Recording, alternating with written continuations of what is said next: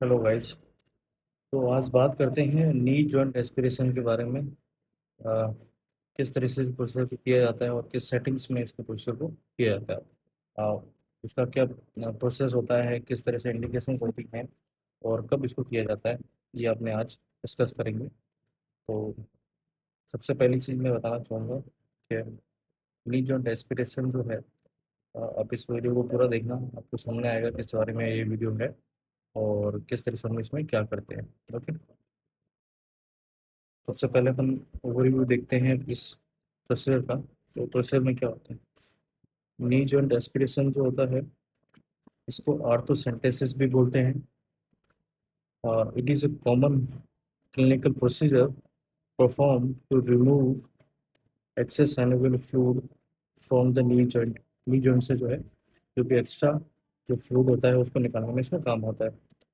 इसको जो है, this is done for both diagnostic and therapeutic purposes. दोनों तरह से काम आते हैं। आप इसको डायग्नोसिस के रूप में भी कर सकते हैं और सेम उसी तरीके से थेराप्यूटिक ट्रीटमेंट के हिसाब से भी कर सकते हैं। Procedure typically perform under sterile condition.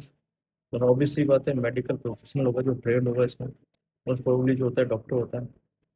Doctor इसको करता है और कोई इसमें करता नहीं है।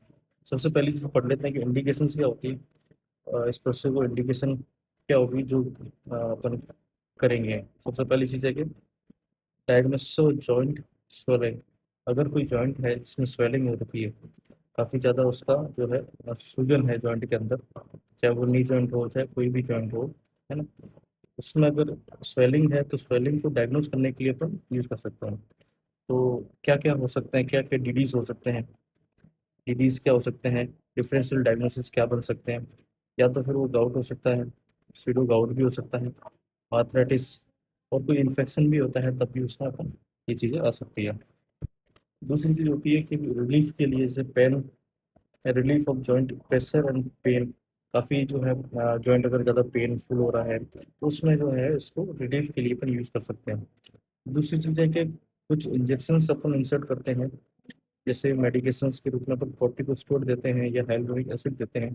किसी भी तरीके का पेन होता है ना, उसमें अपन जो है कॉर्टिकोस्टेरॉइड दे सकते हैं। इन्फ्लामेशन हो रखी है, रेडनेस हो रखी है पूरे जॉइंट के अंदर, तो उस तरह से अपन इसमें करते हैं। दूसरी चीज़ है, आपको सैनेबल फूड आपको कलेक्ट करने के लिए अपन ले सकते हैं। क्यों कलेक्ट करते हैं, ताकि अपन लैब इन्वेस्टिगेशन कर सकते हैं, उसको एनालाइज कर सकें कि कोई ना कोई इनमें से कोई चीज़ तो नहीं है। ठीक, ये अपन देख सकते हैं।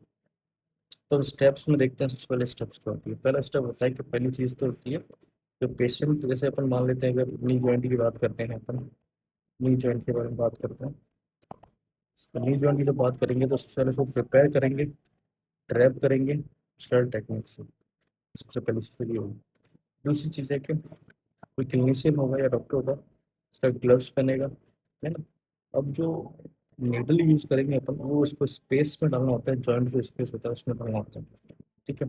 मान लीजिए आपने इंसर्ट किया नेडल को, येलोइश फ्लूइड इज एस्पिरेटेड।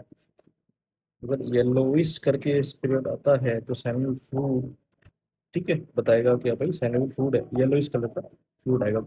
अगर रेड कलर का फ्लूइड आता है तो वो ब्लड हो सकता है, तो ये आपको ध्यान रखना है। तो येलोइश फ्लूइड होना चाहिए, है ना, तो आपको पता चलेगा ये सैमुअल फ्लूइड है। दूसरी चीज़ है कि कई बार एक सीरीज में दोस्त और भी ज़्यादा यूज़ कर सकते हैं, collection for diagnostic testing and delivery of therapeutic agent भी यूज़ कर सकते हैं। उसके बाद अगर प्रोसीजर होने के बाद वो क्या कंसिडर करना चाहिए, वो ये देख लेते हैं। After aspiration and injection the site may be covered with bandage. Obviously बात है, अपन ड्रेसिंग कर सकते हैं जो साइड पे अपन कर लिया है। Patients are advise to press the joint, movement नहीं करना है, किसी भी तरह का टेस्ट में करना होता है। अगर कोई इन्फेक्शन के साइन आपको देखने होंगे, जैसे कि रेडनेस हो सब तो नहीं है, कोई स्वेलिंग तो नहीं है, पेशेंट को फीवर तो नहीं है ना, अगर इसमें से कोई भी चीज़ होती है फॉलोअप के लिए तो जाना होता है। तो this is the overview of